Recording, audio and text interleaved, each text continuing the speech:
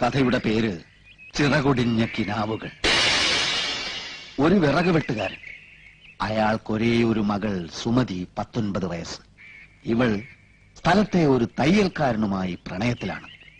ഈ തയ്യൽക്കാരൻ ബഹുമിടുക്കനും സുന്ദരനുമാണ്.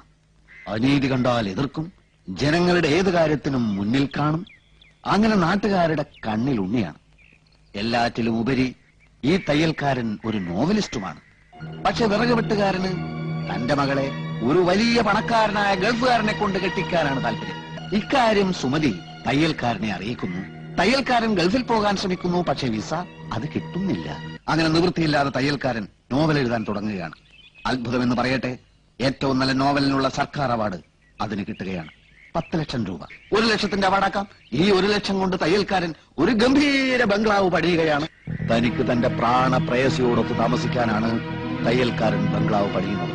പക്ഷെ നിർഭാഗ്യമെന്ന് പറയട്ടെ, വിറക് വെട്ടുകാരൻ തന്റെ മകൾക്കൊരു ഗൾഫ് ഭർത്താവിനെ ഏർപ്പാടാക്കും.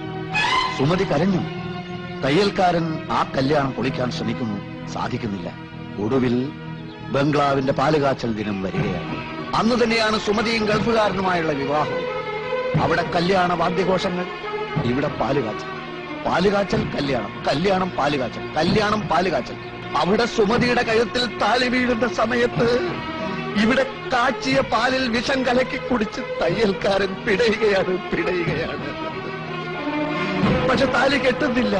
സുമതി ഓടി. തയ്യൽക്കാരൻ മരിച്ചില്ല, ആശുപത്രിയിലായി. ഡോക്ടർമാർ ഓപ്പറേഷൻ, ഓപ്പറേഷൻ, ഡോക്ടർമാർ, ഡോക്ടർമാർ ഓപ്പറേഷൻ, ഓപ്പറേഷൻ, ഡോക്ടർമാർ. ഒടുവിൽ ആശുപത്രിയിൽ വെച്ച് അവരൊന്നിക്കുകയാണ്.